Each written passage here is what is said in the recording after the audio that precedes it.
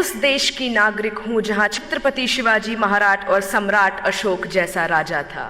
मैं उस देश की नागरिक हूँ जहाँ हर 50 मील पर रूप, पहनावा, मजहब बदल जाता था। मैं उस देश की नागरिक हूँ जहाँ डाल डाल पर सोने की चिड़िया को पाया जाता था।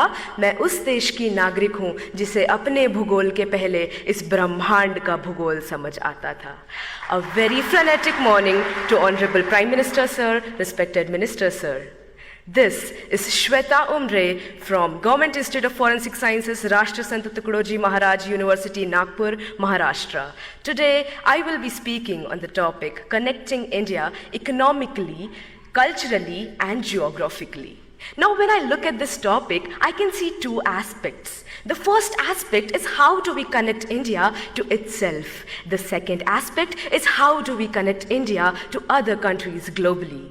So when I talk about the first aspect, I dearly feel that India is already a connected nation. Now how? NASA has reportedly stated that the sound of the rotation of Earth is Om. And we have been worshipping Om, we have been worshipping landscapes, rivers, lakes since ages now, which states that our culture is born out of the geography of our country. Moving ahead to how culture is connected to the economy. When I talk on this, how can I not talk about the heritage tourism that we have, about Char Dham, about Golden Temple, about Haji Ali Dargah, about the beautiful churches of Goa. This heritage tourism generates revenue for our nation, and this revenue helps us build a better, a stronger economy. And that we have a stronger economy now, it is possible for us to reach to the portions of the country that are in the most remote areas.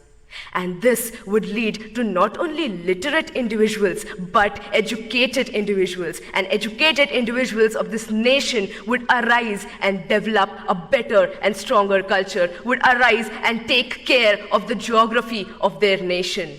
And when this would happen, our India would arise.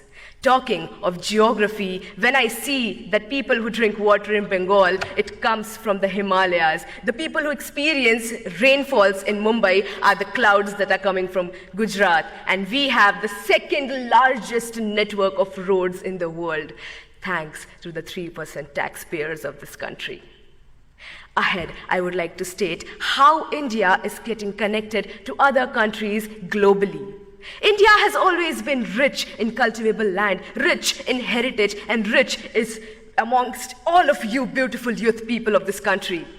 This is the reason why countries like superpowers want to come to us and invest on our land. This does not only bring pride and respect to my country, it also generates a very strong economical relationship with countries that are more developed than ours. This is how economical bonds form between two countries, and this is how we start understanding each other's geography. And when economy and geography of two countries mix, there is an exchange of cultures. We adapt their culture, they adapt our culture. With this, I would like to state that the only thing that the youth of India can do is to strengthen this connection that already exists within and inter-India. How can we do this? We can do this by taking active participation and understanding what our responsibilities and our duties towards our country, our nation, our people are. And the day we realize our responsibilities, the day we start working hard, the face of this nation will change. And let's do this. Let's hold our hands, work even harder, and let's do what India was born to do, to build love, to build respect, and to generate peace. I would like to end my say with the quote. जिस दिन तेरी फतह का परचम इस मिट्टी पर लहराएगा, जिस दिन तेरी फतह का परचम इस मिट्टी पर लहराएगा, क्या ज़मीं क्या आसमां ये हिंदुस्तान मिल जाएगा. With this, I end my say. जय हिंद.